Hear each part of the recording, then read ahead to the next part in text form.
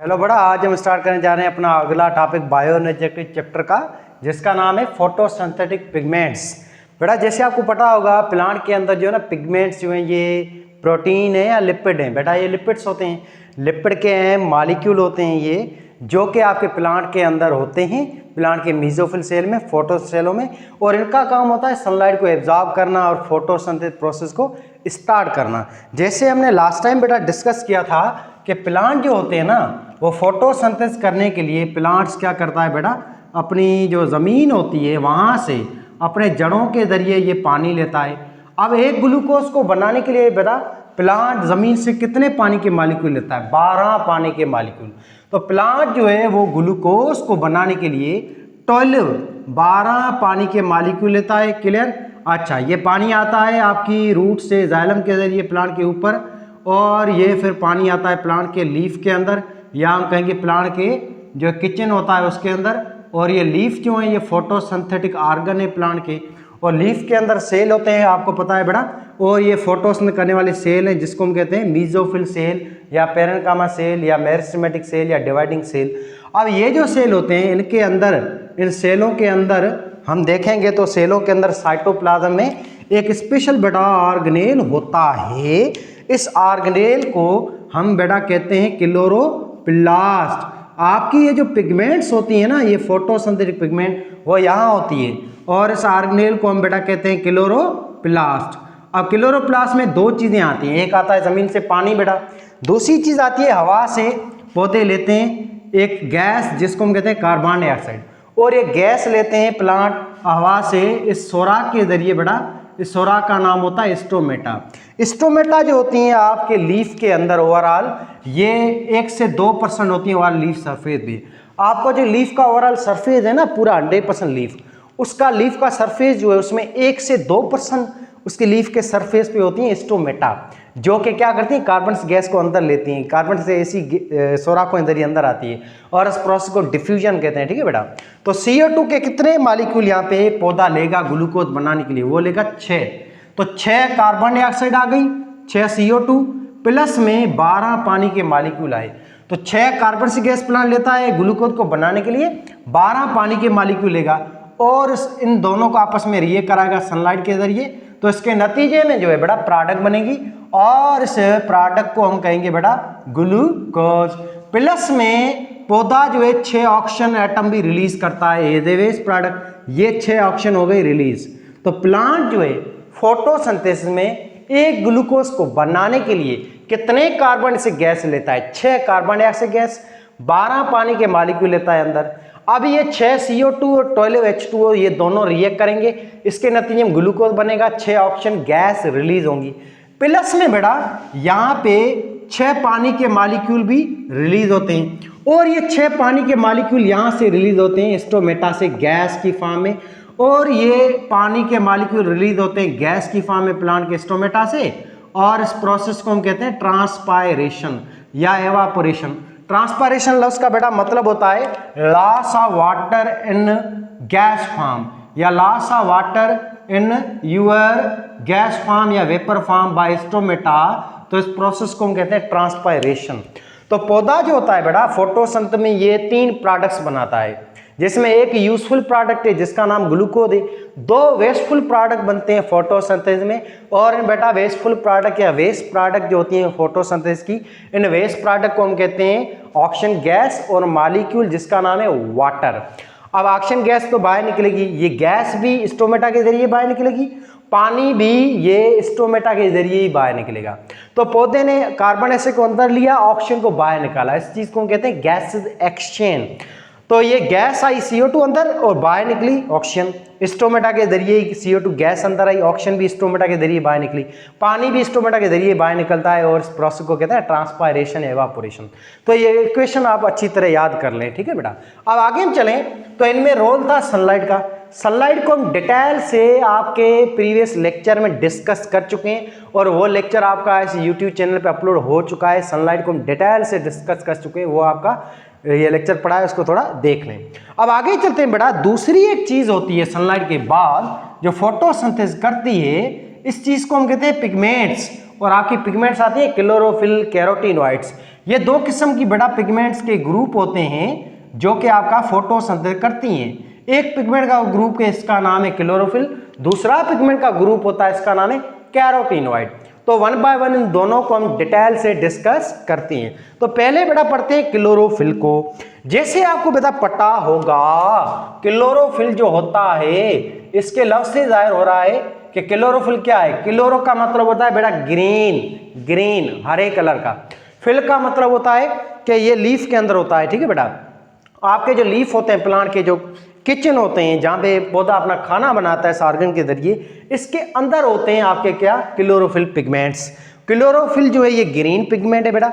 Green इस वजह से क्योंकि ये ग्रीन कलर को रिफ्लेक्ट करती है। तो पिगमेंट का जो नाम पड़ता है वो नाम रिफ्लेक्शन की वजह से पड़ता है। क्लोरोफिल ग्रीन पिगमेंट इस वजह से क्योंकि क्लोरोफिल ग्रीन कलर रिफ्लेक्ट करता है। ऐसे एक पिगमेंट है ज़ैंथोफिल, उसको येलो कहते हैं क्योंकि वो येलो कलर रिफ्लेक्ट करती है। कैरोटीन को रेड कहते हैं क्योंकि वो रेड कलर एब्जॉर्ब नहीं करती है, वो रेड कलर को रिफ्लेक्ट करती है, इस वजह से रेड कलर दिखाई देता है। तो पढ़ते हैं वन बाय वन सबको। तो क्लोरोफिल बेटा क्या है, ये आपकी प्लांट की ग्रीन पिगमेंट है और ये आपके प्लांट में मोस्ट अबंडेंट पिगमेंट है। अबंडेंट का मतलब है वो पिगमेंट जो सबसे ज्यादा मौजूद हो प्लांट्स के अंदर। तो वो पिगमेंट कौन सी है बेटा, प्लांट में जो सबसे ज्यादा होती है वो क्लोरोफिल है। क्लियर बात। अच्छा, अब क्लोरोफिल जो होता है बेटा, ये क्लोरोफिल जो है इसके अगेन टाइप है। क्लोरोफिल जो है इसके बेटा टोटल 5 टाइप है, याद रखना। क्लोरोफिल के बेटा कितने टाइप है, 5। कौन कौन से बड़ा, एक क्लोरोफिल इसका नाम है क्लोरोफिल ए, ऐसे एक क्लोरोफिल इसका नाम है क्लोरोफिल बी, ऐसे एक क्लोरोफिल इसका नाम है क्लोरोफिल सी, ऐसे chlorophyll D, chlorophyll E. Chlorophyll A, chlorophyll B, chlorophyll C, chlorophyll D, chlorophyll E, ये 5 टाइप अभी तक डिस्कवर हो चुके हैं जो कि क्लोरोफिल के टाइप हैं। अब इन 5 टाइप में से सबसे ज्यादा जो प्लांट के अंदर क्लोरोफिल होता है वो बेटा होता है क्लोरोफिल ए। और इन 5 में से सबसे मेन जो क्लोरोफिल मॉलिक्यूल है वो भी आपका कौन सा है, वो क्लोरोफिल ए है। क्योंकि बेटा क्लोरोफिल ए ही वो मॉलिक्यूल है, वो क्लोरोफिल ए ही वो पिगमेंट है जो असल में फोटोसिंथेसिस को स्टार्ट करता है। इस वजह से क्लोरोफिल ए को हम कहते हैं रिएक्शन सेंटर या मेन आपकी फोटोसिंथेटिक पिगमेंट, क्योंकि फोटोसिंथेसिस प्रोसेस यहीं से शुरू होगा, जिसको आगे हम डिस्कस करते हैं कैसे शुरू होता है और क्यों ये क्लोरोफिल इतना इंपॉर्टेंट है। ठीक है बेटा। तो हम इन ओवरऑल पिगमेंट्स को देखें तो बेटा ये पिगमेंट्स जो हैं इसमें से 2 किस्म की होती हैं। एक होती है मोस्ट अबंडेंट पिगमेंट। अबंडेंट का मतलब है वो पिगमेंट जो ज्यादा मौजूद हो, और ये जो पिगमेंट होती है जो ज्यादा आपको दिखाई देगी बड़ा, ये पिगमेंट प्लांट में अलजी में कौन सी होती है, क्लोरोफिल ए होता है। क्लोरोफिल ए के बाद दूसरे नंबर पे जो पिगमेंट होती है ज्यादातर दिखाई देगी वो क्लोरोफिल बी होगी। बी के बाद तीसरे नंबर क्लोरोफिल जो आपको थोड़ा कम दिखाई देगा वो सी है। सी से भी कम होता है क्लोरोफिल डी। बिल्कुल ना होने के बराबर जो क्लोरोफिल होता है, ना होने के बराबर रेयरेस्ट क्लोरोफिल बिल्कुल कम मौजूद हो, वो क्लोरोफिल होता है बेटा आपका, उस क्लोरोफिल का नाम है क्लोरोफिल ई। क्लोरोफिल ई जो होता है बेटा ये आपकी रेयरेस्ट पिगमेंट है, और ये क्लोरोफिल ई पौधों में मौजूद नहीं है। क्लोरोफिल ई प्लांट्स में एब्सेंट होती है। क्लोरोफिल ई मौजूद है सिर्फ और सिर्फ एल्गी के अंदर। किसमें बेटा, एल्गी के अंदर, और भी वो भी कुछ एल्गी के अंदर। तो ये 5 टाइप के क्लोरोफिल हैं, और पांचों टाइप की क्लोरोफिल जो हैं ये पाई जाती है एल्गी के अंदर। प्लांट के अंदर ये पांचों के पांचों क्लोरोफिल के टाइप मौजूद नहीं है। प्लांट के अंदर ज्यादा से ज्यादा क्लोरोफिल है तो हैं वो 2 होते हैं, क्लोरोफिल ए और बी। क्लोरोफिल ई एब्सेंट होता है आपके प्लांट के अंदर। अब हम थोड़ा डिटेल में जो हम पढ़ेंगे वो इन 2 मेन पिगमेंट्स को पढ़ेंगे, क्लोरोफिल ए और बी को। अब बेटा हम देखें तो क्लोरोफिल ए को, तो बेटा क्लोरोफिल ए जो होता है, क्लोरोफिल ए का फार्मूला आपको याद करना पड़ेगा। क्लोरोफिल ए का बेटा फार्मूला है, क्लोरोफिल ए बना हुआ है C55 H72O5 N4 Mg।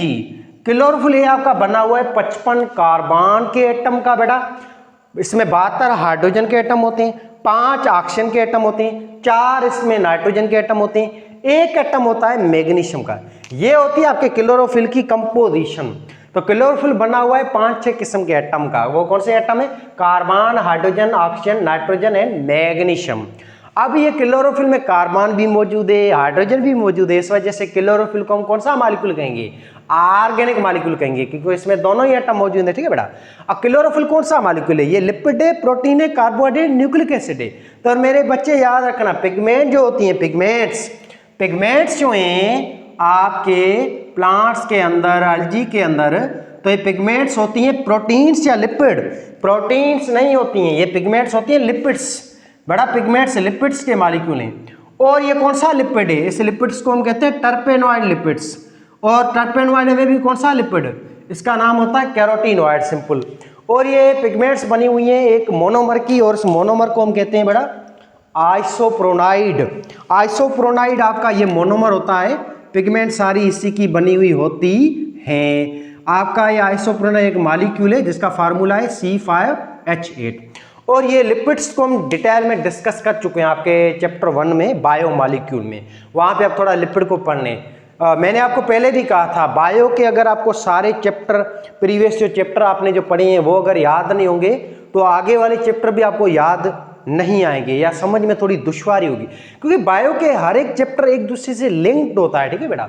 खास तौर पे बायो मॉलिक्यूल चैप्टर है, एंजाइम है और सेल है, ये 3 चैप्टर आपको लाजमी याद होने चाहिए। इसका हर एक टॉपिक, हर एक चीज़ याद होनी चाहिए, क्योंकि ये 3 चैप्टर जो हैं, ये 3 किस्म की चीज़ें जो हैं, ये बायोलॉजी की फंडामेंटल है, बेसिक बायोलॉजी है।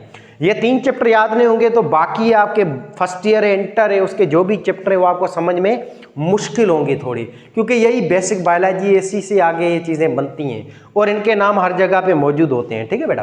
तो आगे हम देखें तो बेटा ये होता है क्लोरोफिल ए। क्लोरोफिल ए के बाद दूसरा एक क्लोरोफिल होता है, इस बेटा क्लोरोफिल का नाम होता है क्लोरोफिल बी।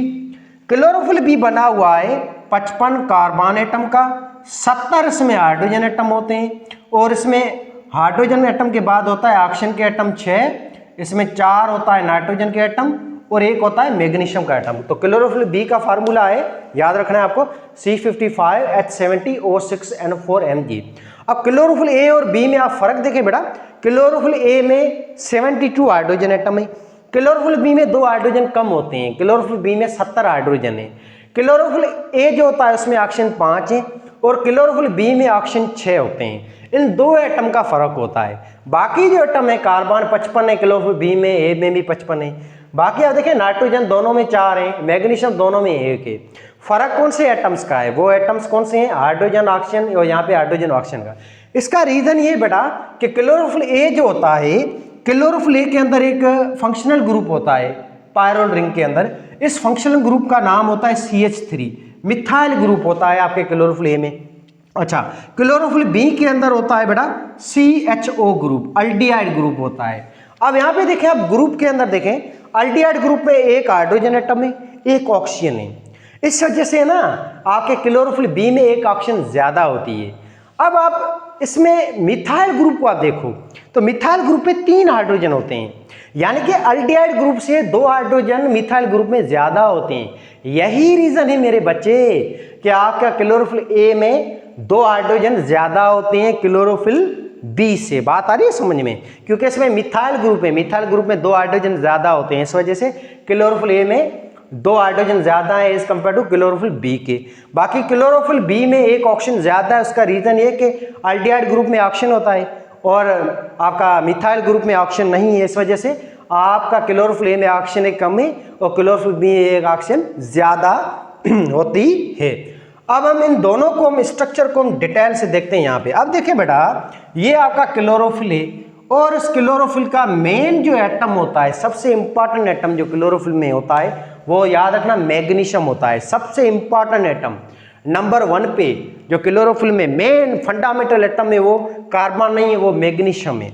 और मैग्नीशियम कितना एटम है क्लोरोफिल में, वो 1 होता है।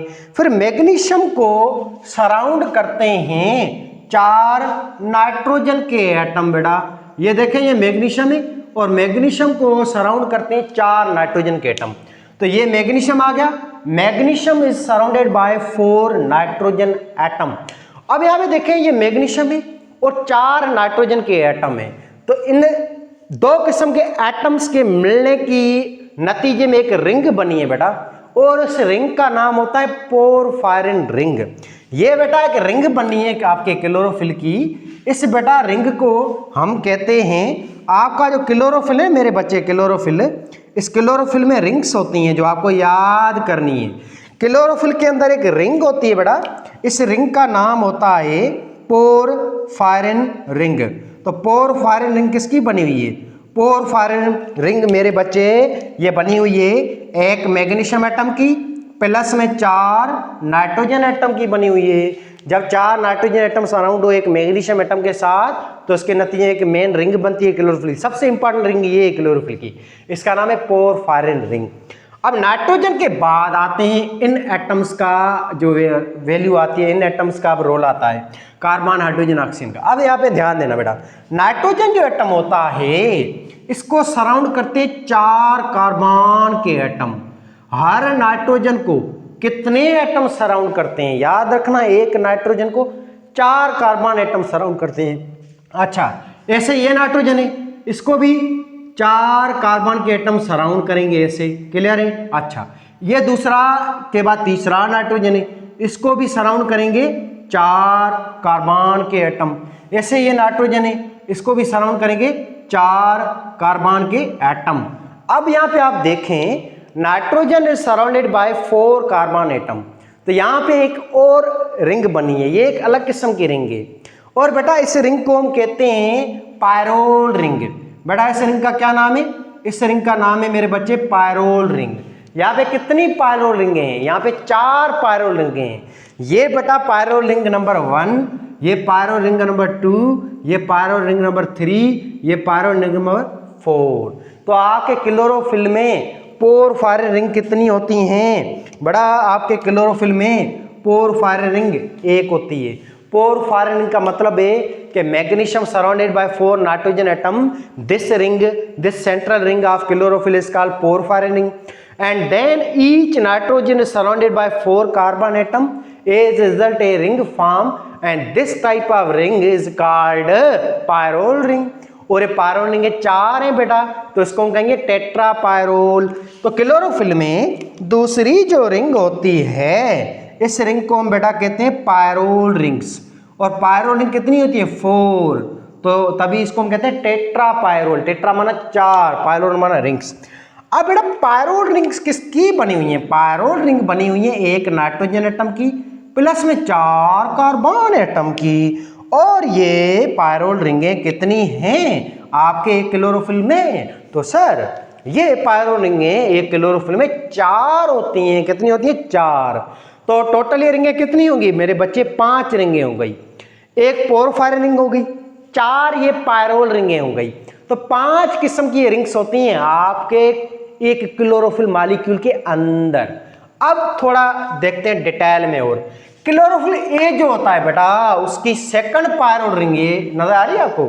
सेकंड नंबर ये पायरोल रिंग जो है, इस सेकंड नंबर पायरोल रिंग में क्लोरोफिल ए के अंदर यहाँ पे ग्रुप अटैच होता है। इस ग्रुप का नाम है मिथाइल ग्रुप। अगर आपको क्लोरोफिल में सेकंड पायरोल रिंग में मिथाइल ग्रुप नजर आ जाए तो आप समझ जाना कि ये क्लोरोफिल ए है। ये क्या होता है? Chlorophyll A. अगर यहाँ मिथाइल ग्रुप की जगह पे अगर हमें ये ग्रुप नजर आ जाए CHO ग्रुप सेकंड पायरोल में, अल्डिहाइड ग्रुप, तो समझ जाना ये कौन सा क्लोरोफिल है? ये बेटा क्लोरोफिल बी होता है। तो क्लोरोफिल बी और ए में कोई फर्क नहीं है, दोनों ही क्लोरोफिल में सेम एक पायरोल रिंग है सराउंडेड बाय 4 नाइट्रोजन एटम। दोनों ही क्लोरोफिल में 4 आपकी पायरोल रिंगें होती हैं, एक पोरफायरिन रिंग होती हैं। फर्क इतना ही होता है क्लोरोफिल ए और बी में फंक्शनल ग्रुप का। क्लोरोफिल ए के अंदर सेकंड पायरोल रिंग पे अल्डिहाइड ग्रुप होगा या मिथाइल ग्रुप होगा CH3।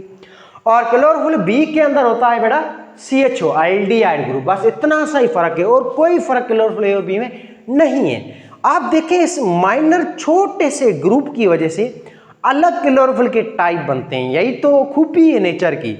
एक भी एटम आगे पीछे हुआ तो मॉलिक्यूल अलग किस्म का बन जाता है। बात आ रही है बेटा समझ में? जैसे हमने आइसोमर नहीं पढ़े थे आपके, ग्लूकोज देखो उसके आइसोमर कितने? 5-6 है ना। ग्लूकोज है वो फार्मूला उसका सेम है C6H12O6। ये सेम ही फार्मूला और शुगर का भी है। जैसे आपका ग्लूकोज बाद फ्रक्टोज है, ऐसे आपका मेनो, सीको, सोर्बोज, آپ کا گیلیکٹوز، یہ 5 شوگر جو ہے اس کا فارمولا سیم ہے پر ایٹم کی ارینجمنٹ ڈفرنٹ ہے، آگے پیچھے ایٹم ہوتے ہیں OH گروپ، تو اتنی چھوٹی سی ہیرا پھیری سی الگ الگ شوگر بنتی ہیں، الگ الگ مالیکول بنتے ہیں، یہ بھی ایسے یہاں پہ بھی یہ سیم چیز ہے، ٹھیک ہے بیٹا۔ تو آپ کی یہ 2 قسم کی رنگس ہوتی ہیں کلوروفل کے اندر۔ اب نیکسٹ ہم دیکھیں بیٹا، تو آپ کی کلوروفل کے بعد یا نیچے کاربان ہوتے ہیں، سارے کے سارے کاربان ہوتے ہیں، اور نیچے یہ کاربان کی پونچھ ہوتی ہے، اور یہ نیچے کتنے کاربن ہوتے ہیں؟ 20 کاربن ہوتے ہیں، اور یہ بناتے ہیں آپ کی کلوروفل کی پونچھ کو، اور یہ بناتے ہیں کاربن کس کو؟ کلوروفل کی پونچھ کو، اور کلوروفل کی پونچھ کو ہم کہتے ہیں فائٹول چین، یا اس کو ہم کہیں گے ہائیڈرو کاربن چین۔ اور بیٹا یہ کلوروفل کی پونچھ بنی ہوئی ہے 20 کاربن کے ایٹم کی، 39 ہائیڈروجن ایٹم کی۔ اب ادھر دیکھیں بیٹا، کاربن جو ہے اس کے سائیڈ میں ہوتے ہیں ایک ہی ایٹم، جس ایٹم کو ہم کہتے ہیں ہائیڈروجن ایٹم، تو یہاں پہ ہے نا اس کاربن کے چاروں طرف کون سے ایٹم ہوتے ہیں؟ یہاں پہ کاربن کے چاروں طرف ایک ہی ایٹم ہوتا ہے، اور اس ایٹم کا نام ہے ہائیڈروجن ایٹم۔ یہ ہائیڈروجن ایٹم ہے سارے، اور یہ اس کو ہم کہتے ہیں کلوروفل کی پونچھ۔ تو یاد رکھنا میرے بچے، کلوروفل کی 2 ریجن ہوتی ہیں، 2۔ ایک ہوتی ہے کلوروفل کی یہ اوپر والی ریجن جس کو ہم کہتے ہیں ہیڈ یا کلوروفل کا سر۔ کلوروفل میں بیٹا ٹوٹل 2 ریجنز ہوتی ہیں، 2 ریجنز ہوتی ہیں۔ ایک ہوتی ہے کلوروفل کی ریجن، اس ریجن کو ہم بیٹا کہتے ہیں ہیڈ۔ دوسری ہوتی ہے کلوروفل کی ریجن، اس کو ہم کہتے ہیں ٹیل یا پونچھ یا فائٹول چین۔ کلوروفل کا ہیڈ بنا ہوا ہے ایک آپ کی پورفائرن کا۔ کلوروفل کا ہیڈ کس کا بنا ہے بیٹا؟ کلوروفل کا ہیڈ جو ہے نا سر، یہ بنا ہوا ہے پورفائرن کا۔ اور کلوروفل کے جو ہیڈ ہوتا ہے اس میں پورفائر رنگ ایک ہوتی ہے، اور 4 رنگ ہوتی ہیں ٹیٹرا پائرول رنگس، اور یہ ٹیٹرا پائرول رنگیں 4 ہوتی ہیں ٹوٹل۔ تو یہ اوور آل جو حصہ ہوتا ہے، یہ پورا حصہ، اس پورے حصے کو ہم کہتے ہیں کلوروفل کا ہیڈ۔ یہ پورا کا پورا حصہ جو ہے بیٹا، اس حصے کو ہم کہتے ہیں کلوروفل کا ہیڈ۔ اور یہ جو ہے کاربن اور ہائیڈروجن، اس پوری پونچھ کو ہم کہتے ہیں ٹیل، یہ کلوروفل کی ٹیل ہوتی ہے۔ تو یہ آپ کا اوورال کلوروفل مالیکیول جس کا فارمولا ہے، جس کو ہم کھول کے پڑھ چکے ہیں، ٹھیک ہے بیٹا۔ تو کلوروفل کے اندر 2 چیزیں، ہیڈ اور ٹیل۔ ہیڈ میں 5 قسم کی رنگس ہوتی ہیں، پورفائر رنگ اور پائرول رنگ۔ ٹیل میں ہوتی ہے فائٹول چین یا ٹیل ہوتی ہے۔ اب یہ ٹیل جو ہے یہ بنی ہوئی ہے ہائیڈرو کاربن کی، ہائیڈروجن کاربن کی، اور ٹیل میں کتنے کاربن ہیں؟ 39 ہائیڈروجن ہوتے ہیں، ایسے 20 کاربن ہیں، 39 ہائیڈروجن ہیں۔ اب 20 کاربن 39 ہائیڈروجن بنا نہیں سکتے، آپ سمجھ جائیں بس، ٹھیک ہے۔ چلو تو آپ دیکھیں کلوروفل میں 55 کاربن ہیں، اب 20 کاربن تو پونچھ میں آ گیا، اب بتائیں ہیڈ میں کتنے کاربن ہوں گے؟ تو 55 میں -20 کرو تو ہیڈ میں کتنے کاربن ہوں گے؟ Absolutely 35 carbon. آپ کا ہیڈ بنا ہوا ہے 35 کاربن کا۔ اچھا ایسے ہیڈ میں بڑا ہائیڈروجن کتنے ہوں گے؟ آپ کی پونچھ میں آتے ہیں 39 ہائیڈروجن، تو 39 کو مائنس کرو 72 سے تو باقی کتنے بچے؟ 33۔ تو 33 ہائیڈروجن ہوتے ہیں آپ کے ہیڈ میں، اور بیٹا 35 کاربن ایٹم ہوتے ہیں آپ کے ہیڈ میں، اور آکسیجن ہوتے ہیں سارے کے سارے ہیڈ میں۔ ایک آکسیجن یہاں پونچھ میں ہوتا ہے، ٹھیک ہے، باقی آکسیجن سارے یہاں پہ ہوتے ہیں۔ اس کاربن اور ہائیڈروجن سے اٹیچ ہوتے ہیں۔ اچھا کاربن کے ساتھ ہائیڈروجن بھی اٹیچ ہوتا ہے یہاں پہ، ایسے آکسیجن بھی اٹیچ ہوتے ہیں۔ باقی جو ایٹم ہے نا، باقی آپ کے 33 ہائیڈروجن ایٹم وہ یہاں ایسے اٹیچ ہوتے ہیں، اور اس ہائیڈروجن کے ساتھ ایسے پھر آکسیجن بھی اٹیچ ہوتا ہے کاربن کے کہیں کہیں پہ، ٹھیک ہے بیٹا۔ باقی نائٹروجن اور میگنیشیم یہ سارے ایٹم ہیڈ کے اندر ہوتے ہیں۔ یہ آپ کیا کلوروفل کے اوور اسٹرکچر ہے جس کو ہم ڈیپ میں ڈسکس کر چکے ہیں۔ اب تھوڑا چلتے ہیں آگے اور ڈیٹیل میں، ٹھیک ہے بیٹا، یہاں تک کلیئر ہے بات؟ اچھا کوئی چیز نہ سمجھ آئے تو کمنٹ کر لیجیے گا، ٹھیک ہے، اس لیکچر کے اندر اس کا میں رپلائی دوں گا آپ کو۔ اچھا آگے ہم چلیں تو بیٹا یہ کلوروفل کہاں ہوتا ہے؟ پلانٹ کے یہاں آپ کی کلوروپلاس آرگینل کے اندر۔ اب تھوڑا کلوروپلاس کو ہم زوم کرتے ہیں بیٹا، یہ دیکھیں یہ آپ کا کلوروپلاسٹ ہے، ٹھیک ہے، یہ آپ کا آرگینل ہے جو کہ کیا کرتا ہے؟ فوٹوسنتھیسس۔ اچھا تو کلوروپلاس کے اندر 2 لیئر ہوتی ہیں بیٹا، ایک ہوتی ہے کلوروپلاس کے اندر انر لیئر، یہ آپ کو دکھائی دے رہی ہے، یہ انر لیئر ہوتی ہے، اور اس کلوروپلاس کی میرے بچے انر لیئر کا نام ہوتا ہے تھالاکوائڈ لیئر۔ یہ کلوروپلاس کی انر لیئر ہے، اور بیٹا اس انر لیئر کو ہم کہتے ہیں تھالاکوائڈ لیئر، یہ کلوروپلاس کی انر لیئر ہے۔ اور یہ تھالاکوائڈ جو لیئر ہوتی ہے انر لیئر، اس کے اندر ہوتے ہیں آپ کے پگمنٹس جس کو کلوروفل کہتے ہیں۔ अब ये रहा क्लोरोफिल जो कि अटैच है आपकी थाइलेकोइड के ऊपर, ये देखो ये क्लोरोफिल है सारी, और ये क्लोरोफिल मॉलिक्यूल सारे धसे हुए होते हैं, थाइलेकोइड मेम्ब्रेन के अंदर होते हैं, ठीक है बेटा। अब मेरे बच्चे एक बात याद रखना, क्लोरोफिल ए में दो हिस्से हैं, हेड और टेल। टेल जो होती है, टेल याद रखना, टेल जो होती है ये अटैच होती है, टेल जो है ये अटैच होती है थाइलेकोइड मेम्ब्रेन के साथ। थाइलेकोइड मेम्ब्रेन के साथ जो चीज अटैच होती है क्लोरोफिल की, वो कौन सी चीज होती है? वो टेल होती है। ये देखें, ये टेल नजर आ रही है आपको, ये टेल थाइलेकोइड के साथ अंदर दबी हुई है, और टेल का काम क्लोरोफिल में लाइट को एब्जॉर्ब करना नहीं है, याद रखना। टेल जो होती है क्लोरोफिल की, ये पूंछ, ये सनलाइट को एब्जॉर्ब नहीं करती है, याद रखना। इसका काम एक ही है, अटैचमेंट कराना क्लोरोफिल को थाइलेकोइड लेयर के साथ। और टेल जो होती है ना, ये टेल बेटा नेचर में होती है नॉन पोलर, इस पे कोई चार्ज नहीं है। टेल आपकी नेचर में होती है नॉन पोलर, या इसको हम कहते हैं हाइड्रोफोबिक। आपकी टेल जो होती है क्लोरोफिल की हाइड्रोफोबिक है, और इसका काम यही है अटैचमेंट करवाना, और आपके क्लोरोफिल हेड को सही डायरेक्शन देना, सूर्य की तरफ खड़ा करना, ताकि हेड जो होता है क्लोरोफिल का सनलाइट को कैप्चर कर सके, एब्जॉर्ब कर सके, ठीक है बेटा। मेन जो रीजन होती है वो क्लोरोफिल का हेड होता है, उसमें खास तौर पे पोरफायरन रिंग होती है, मैग्नीशियम और 4 नाइट्रोजन एटम। अब हेड जो है ये थाइलेकोइड लेयर के साथ अटैच नहीं है, हेड थोड़ा ऊपर निकला होता है, और सनलाइट को जो एब्जॉर्ब करने वाला जो हिस्सा होता है वो हिस्सा क्लोरोफिल का हेड होता है बेटा, और ये सनलाइट यहाँ हेड में एब्जॉर्ब होती है। और खास तौर पे सनलाइट को एब्जॉर्ब करने वाली जो चीज होती है वो क्लोरोफिल की ये रिंग होती है, जिसको हम कहते हैं पोरफायरन रिंग। ये क्लोरोफिल की सेंट्रल रिंग है। अब आप देखें क्लोरोफिल में जो भी एटम है, ये सारे एटम कौन से एटम के साथ अटैच हैं? सारे के सारे मैग्नीशियम एटम के साथ। मैग्नीशियम एटम को अगर हम निकाल दें तो क्लोरोफिल पूरा बिखर जाएगा। सबसे अहम जो एटम है यहाँ पे क्लोरोफिल में, वो इस वजह से हम कहते हैं मैग्नीशियम एटम है। दूसरे नंबर पे अहम एटम है क्लोरोफिल में, वो नाइट्रोजन एटम है। तीसरे नंबर पे अहम एटम वो कार्बन आता है, फिर चौथे नंबर पे ऑक्सीजन, पांचवें नंबर पे हाइड्रोजन एटम है, ठीक है, ऐसे इंपॉर्टेंस के हिसाब से। अच्छा, तो हेड जो होता है बेटा ये मेन है, और हेड ही जो वो चीज होती है क्लोरोफिल की, वो चीज होती है जो एब्जॉर्ब करती है सनलाइट को, और हेड ही वो चीज होती है जो स्टार्ट करती है फोटोसिंथेसिस को। हेड जो है ये मेरे बच्चे याद रखना, हेड जो होता है ना आपका, ये पोलर नेचर का होता है, और ये हाइड्रोफिलिक होता है, ये यानी कि वाटर को एब्जॉर्ब करता है। यहीं पे तो पानी टूटता है, यहाँ पे मैग्नीज क्लस्टर होगा जो पानी को तोड़ेगा आगे, जिसको आगे लाइट रिएक्शन में डिस्कस करेंगे डिटेल में, ठीक है। तो अभी फिलहाल हम पिगमेंट्स को ही पढ़ रहे हैं। अब हम आगे चलें तो इसकी स्ट्रक्चर वगैरह होगी, हेड और टेल को भी हमने डिस्कस कर लिया, क्लोरोफिल ए और बी के बीच में फर्क भी पढ़ लिया। अब थोड़ा आगे चलें तो बड़ा क्लोरोफिल ए जो होता है, क्लोरोफिल ए याद रखना, क्लोरोफिल ए एब्जॉर्ब करता है सनलाइट, और हमने कल ही डिस्कस किया था कि सनलाइट जो होती है, सूरज की जो रोशनी होती है, ये सूरज है, अब सूरज है उससे रोशनी आती है, और उस रोशनी को हम कहते हैं विजिबल लाइट। अब सूरज की रोशनी जो होती है विजिबल लाइट बेटा, इसके अंदर 7 किस्म की वेव्स होती हैं, और ये 7 किस्म की वेव्स आपको याद होंगी ना।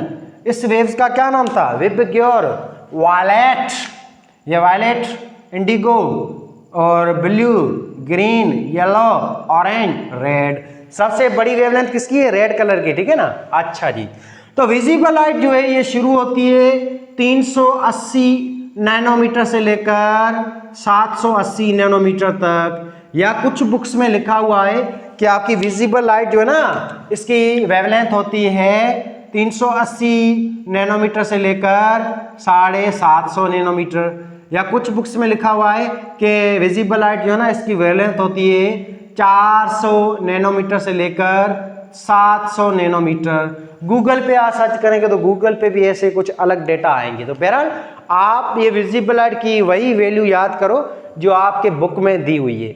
मिसाल ये अगर वैल्यू दी हुई है, सिंथेटिक्स आप पढ़ते हैं तो सिंथेटिक्स में ये ऊपर वाली वैल्यू दी हुई है। अच्छा, ऐसे आप अगर पंजाब और फेडरल वगैरह पढ़ते हैं, पंजाब में ऊपर वाली वैल्यू दी है, फेडरल के बुक में नीचे वाली वैल्यू दी हुई है 380 से 750।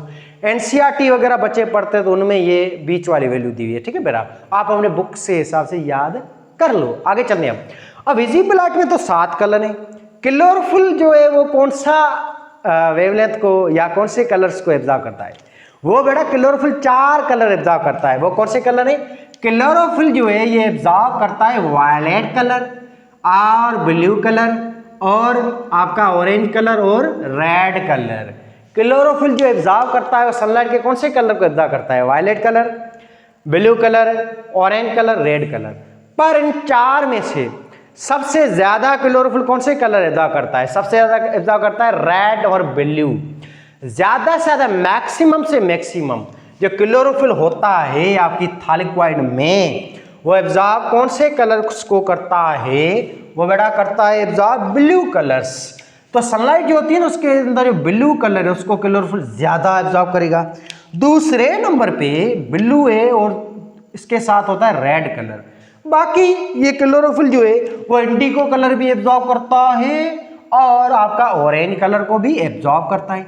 रिफ्लेक्ट क्या करता है? क्लोरोफिल जो है बेटा वो रिफ्लेक्ट करता है इंडिगो कलर को, इंडिगो कलर रिफ्लेक्ट करता है ग्रीन कलर को भी रिफ्लेक्ट करता है और येलो कलर को भी क्लोरोफिल रिफ्लेक्ट करता है। 3 कलर को क्लोरोफिल रिफ्लेक्ट करता है। ज्यादा से ज्यादा क्लोरोफिल रिफ्लेक्ट करता है ग्रीन कलर को। इस वजह से क्लोरोफिल को हम कहते हैं green pigment, because it reflect green colour of sunlight. इस वजह से पौधे आपको ज्यादातर ग्रीन कलर के दिखाई देते हैं। अब क्लोरोफिल को हम देखें, ये तो ओवरऑल जनरल बात होगी, ठीक है बेटा। अब क्लोरोफिल जो एब्जॉर्ब करता है वो कितनी वेवलेंथ वाली लाइट को एब्जॉर्ब करता है? क्लोरोफिल का एब्जॉर्प्शन स्पेक्ट्रम क्या है? क्लोरोफिल का बेटा एब्जॉर्प्शन स्पेक्ट्रम जो होता है, यानी कि क्लोरोफिल कितनी वेवलेंथ वाली लाइट को एब्जॉर्ब करता है, वो एब्जॉर्ब करता है क्लोरोफिल आपकी 430 नैनोमीटर लाइट से लेकर 670 नैनोमीटर वाली सनलाइट को एब्जॉर्ब करता है। और 430 नैनोमीटर जो वेवलेंथ होती है किसकी होती है? ये बेटा ब्लू कलर की होती है, ठीक है। और 670 जो है इससे ऊपर रेड कलर आता है। क्लोरोफिल एब्जॉर्ब भी ज्यादा क्या करता है? ब्लू और रेड कलर को। तो क्लोरोफिल जो है उसका मैक्सिमम से मैक्सिमम जो एक्शन स्पेक्ट्रम हमें मिलता है, या क्लोरोफिल ज्यादा से ज्यादा एक्शन करता है वो कौन सी पिगमेंट्स क्या कहते हैं, कौन सी लाइट पे करता है? वो करता है ब्लू और रेड कलर्स के ऊपर, ठीक है बेटा। तो ये 2 डेटा हैं जो आपके बुक्स में, आपके सिंधे और पंजाब वगैरह के अंदर। फेडरल का बुक पढ़ेंगे तो वहां पे डेटा ये लिखी हुई है कि क्लोरोफिल जो होता है वो एब्जॉर्ब करता है आपका ये 430 नैनोमीटर से लेकर 500 नैनोमीटर वाली सनलाइट, ठीक है बेटा। तो ये मैं ना बुक्स के नाम जो कह रहा हूं कि सिंधे, पंजाब, फेडरल, एनसीईआरटी, वो इस वजह से क्योंकि यहाँ पे मिक्सिंग होती है, 2-3 डेटा लिखे हैं, बच्चे कंफ्यूज होते हैं। तो इस वजह से मैं सुनाता रहता हूँ कि अगर आप बच्चे जो हैं ये मेरा लेक्चर देख रहे हैं, फेडरल वाले बच्चे हैं, तो आप अपने बुक्स की ये डेटा याद करो। बाकी जो बच्चे हैं जो एनसीईआरटी वगैरह के हैं या सिंध वाले हैं, तो या पंजाब बुक्स को फॉलो करने वाले बच्चे हैं, वो ये डेटा याद करें, ठीक है, तो आपको ईजी रहे। बाकी मेरा लेक्चर जनरल होता है, मैं Sindh, Punjab, federal, KPK, NCERT, ARLS को भी इंक्लूड करता हूँ पूरे लेक्चर, मिक्स होता है, मिक्स आचार होता है, ठीक है मेरा लेक्चर। अच्छा, तो ओवरऑल आपको समझ आ रहा है, ये एब्जॉर्प्शन स्पेक्ट्रम होता है क्लोरोफिल का। आगे हम देखें बेटा, तो क्लोरोफिल ए जो होता है, क्लोरोफिल ए को हम खास तौर पे देखें, क्लोरोफिल ए को, तो क्लोरोफिल ए जो होता है आपका, ये एब्जॉर्ब करता है वायलेट कलर को और ऑरेंज कलर को। क्लोरोफिल ए स्पेशली एब्जॉर्ब करता है वो कौन से कलर्स को एब्जॉर्ब करता है? वायलेट और ऑरेंज कलर को। और कितनी जो है वेवलेंथ वाली लाइट को ये एब्जॉर्ब करता है? 650 नैनोमीटर से लेकर 700 नैनोमीटर तक वाले किरणों को। क्लोरोफिल ए जो है ना बेटा, ये मेन पिगमेंट है, और क्लोरोफिल ए एब्जॉर्ब करता है 650 से लेकर 700 नैनोमीटर वाली सनलाइट को। वो कौन सी सनलाइट के कौन से किरणें? वायलेट और ऑरेंज को। बाकियों किरणों को ये क्लोरोफिल ए रिफ्लेक्ट करता है।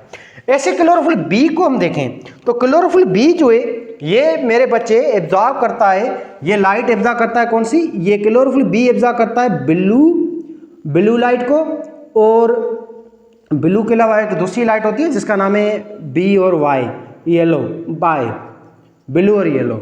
और ये जो एब्जॉर्ब करता है आपकी कितनी वेवलेंथ वाली लाइट, ये खतरनाक है, ये हाई एनर्जी वाली लाइट को एब्जॉर्ब करता है। ये एब्जॉर्ब करता है 450 नैनोमीटर से लेकर 500 नैनोमीटर तक की सनलाइट को। तो क्लोरोफिल बी जो है वो हाई एनर्जी वाली लाइट को एब्जॉर्ब करता है, और क्लोरोफिल ए एब्जॉर्ब करता है आपकी हाई वेवलेंथ वाली लाइट को, लो जिसमें एनर्जी हो। आपका 650 लेकर 700 नैनोमीटर वाली सनलाइट को। अब इसको आगे हम डिस्कस करते हैं आपके एंटीना कॉम्प्लेक्स में और रिएक्शन सेंटर के अंदर। नेक्स्ट हम देखें तो बेटा ये पिगमेंट्स जो होती हैं आपकी क्लोरोफिल ए, जिसको हम डिस्कस कर चुके हैं, ये मेन पिगमेंट है और मोस्ट अबंडेंट पिगमेंट्स हैं। यही वो पिगमेंट्स होती हैं फोटोसिंथेसिस को स्टार्ट करने वाली, जिसको हम कहते हैं क्लोरोफिल। और क्लोरोफिल में सबसे इंपॉर्टेंट पिगमेंट क्लोरोफिल ए होता है। अब हम देखें थैलेकोइड लेयर में तो ये सारी पिगमेंट्स एक साथ होती हैं। थैलेकोइड लेयर में बेटा आपका क्लोरोफिल ए भी होता है, क्लोरोफिल बी भी होता है, क्लोरोफिल सी भी होता है, क्लोरोफिल डी भी होता है, पर ज्यादा से ज्यादा क्लोरोफिल ए होता है, दूसरे नंबर क्लोरोफिल बी होता है।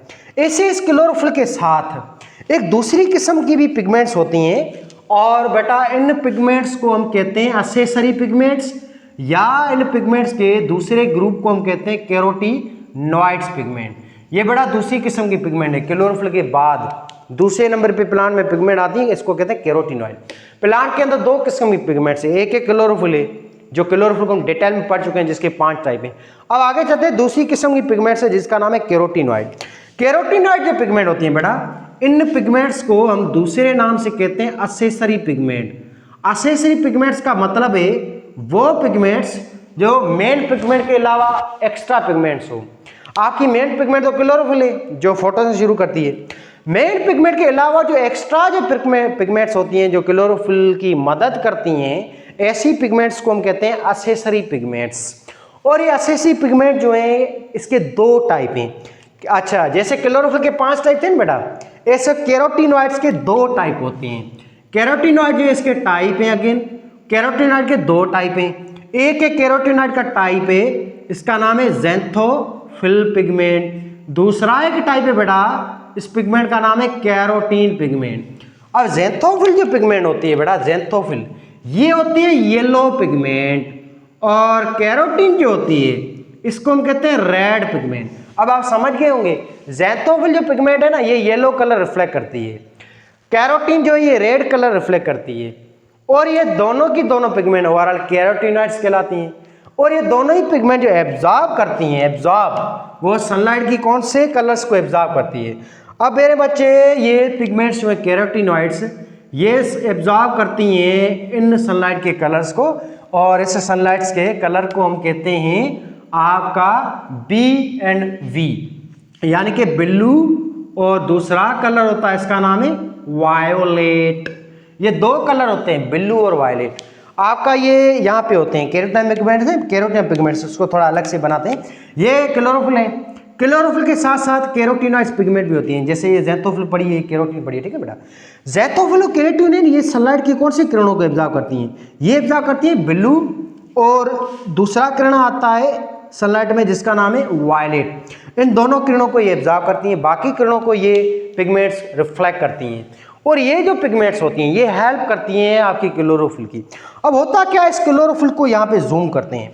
अब ये रहा क्लोरोफिल आपका, ये आपका क्लोरोफिल है, ग्रीन पिगमेंट है तो इसको ग्रीन कलर से बनाते हैं। ये क्लोरोफिल के मॉलिक्यूल हैं, ये अलग अलग क्लोरोफिल पड़े हैं, जैसे कि ये क्लोरोफिल बेटा आपका ए है, ये क्लोरोफिल ए है, ये क्लोरोफिल बी, ये सी, ये डी, ठीक है। ऐसे ये दूसरी पिगमेंट्स है जिसको हम कहते हैं ज़ैंथोफिल, ये पढ़े हैं ज़ैंथोफिल, ज़ैंथोफिल, ज़ैंथोफिल, ज़ैंथोफिल। ऐसे ये दूसरी पिगमेंट्स है जिसको हम कहते हैं कैरोटीन। कैरोटीन रेड पिगमेंट है तो उसको रेड कलर से बनाते हैं ताकि आपको थोड़ा समझ में आ जाए। तो ये क्लोरोफिल के बाद ज़ैंथोफिल है, ज़ैंथोफिल के बाद ये कैरोटीन्स हैं, ये कैरोटीन्स हैं, रेड पिगमेंट्स।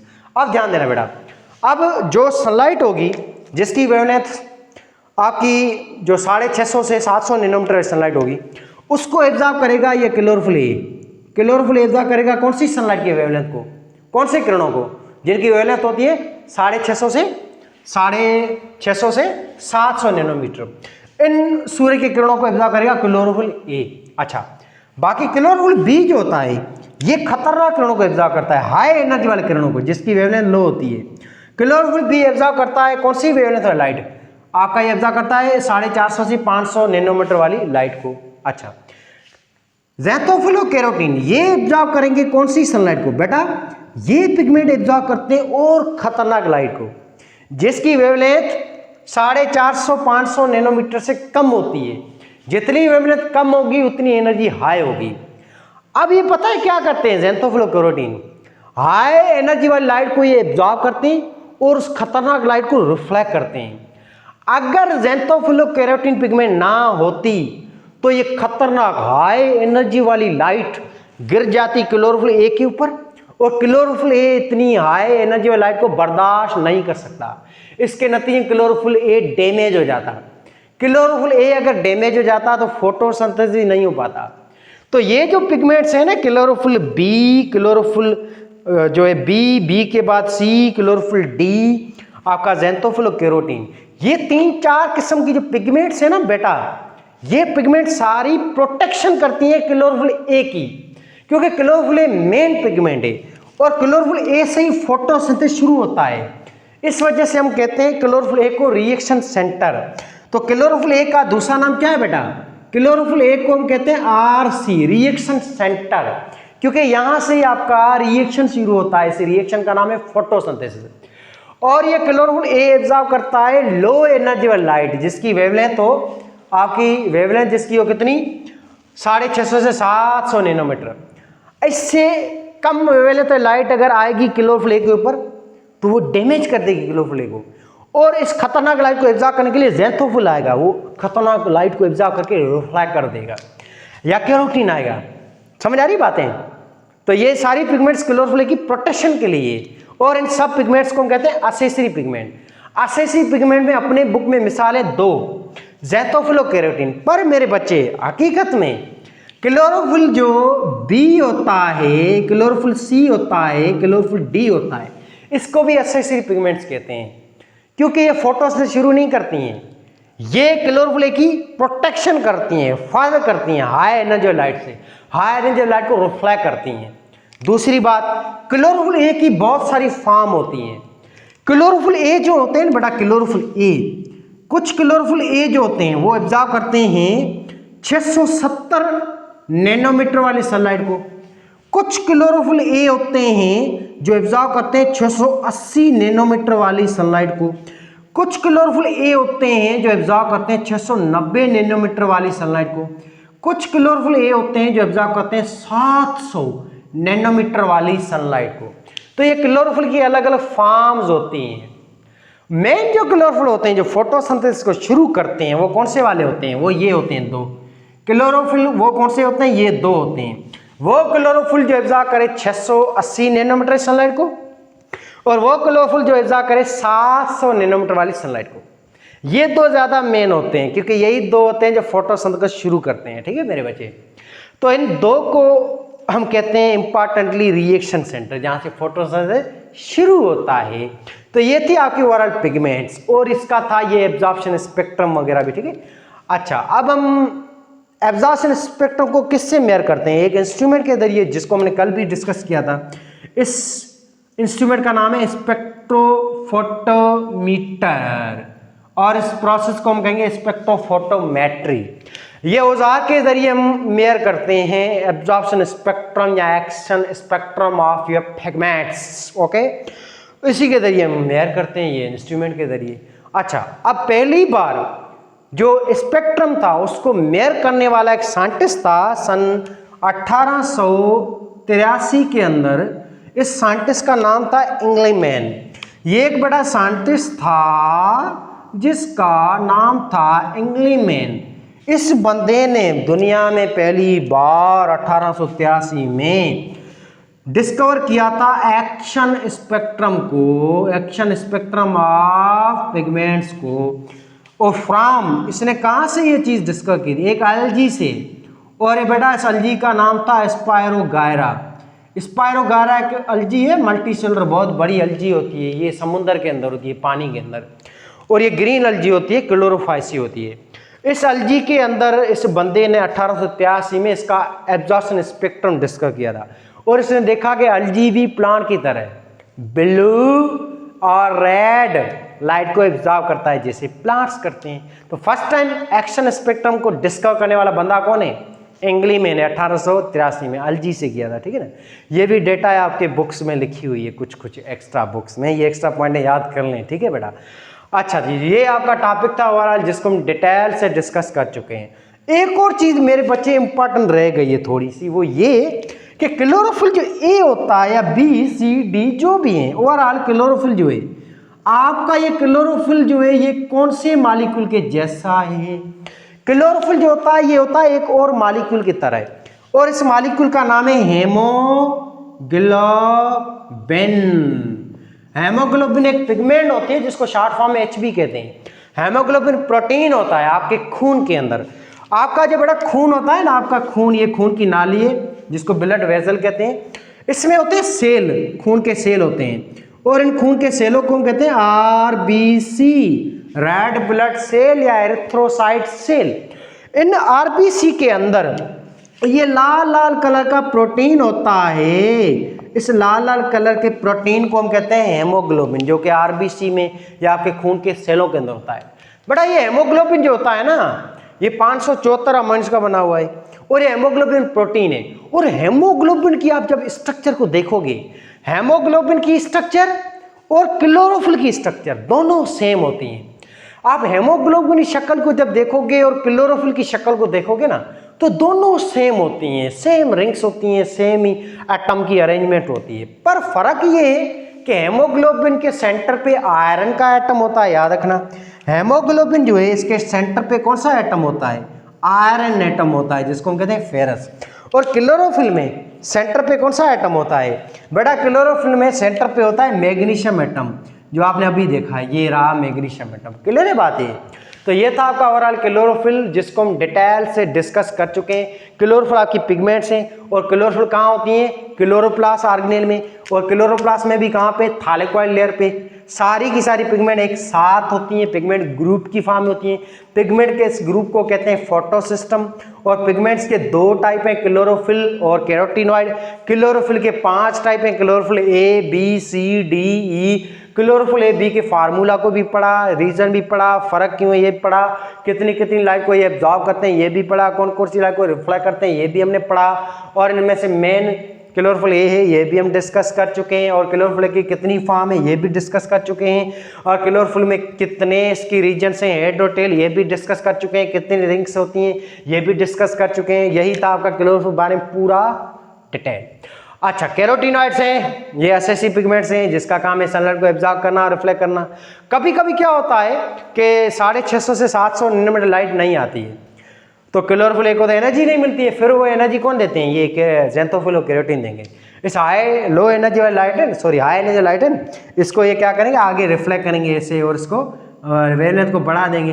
फिर ये वेवलेंथ जब बढ़ जाएगी ना, 650 700 नैनोमीटर हो जाएगी ना, फिर ये लाइट का किरणा ये देंगे आपका क्लोरोफिल को, ये पिगमेंट ज़ैंथोफिल और केरोटीन। अच्छा, दूसरी बात बेटा एक चीज़ रह गई, आपका असल में होता क्या है?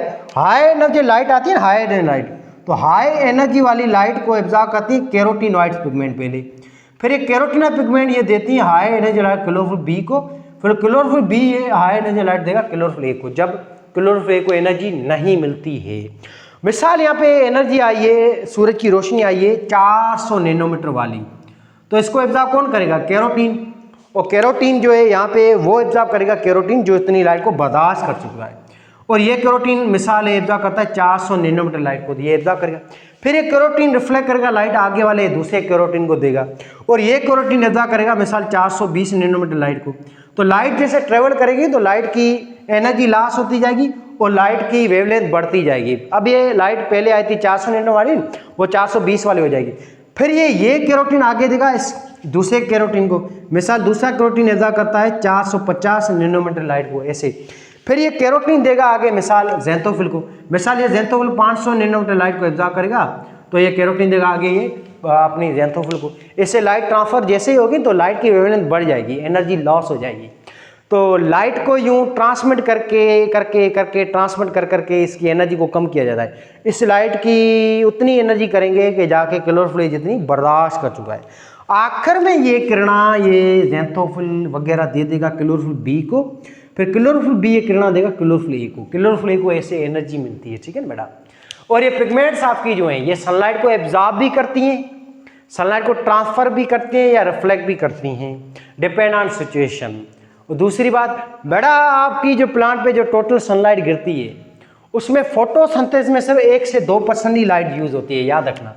फोटोसिंथेसिस में जो सनलाइट यूज होती है वो कितना % होती है? वो 1 से 2% ही यूज होती है। मिसाल है सनलाइट के 100 किरणें गिरे तो फोटोसिंथेसिस में कितने किरणें यूज होते हैं, 1 से 2 ही किरणें यूज होते हैं, बाकी 98% सनलाइट वो पिगमेंट रिफ्लेक्ट करते हैं। ठीक है, तो आगे हम नेक्स्ट लेक्चर में डिस्कस करेंगे फोटो सिस्टम को, अरेंजमेंट ऑफ पिगमेंट्स को। पिगमेंट के 2 फोटो सिस्टम होते हैं, फोटो सिस्टम 1 और 2 को, और उसके फर्दर रीजन को, एंटीना कॉम्प्लेक्स और रिएक्शन सेंटर को।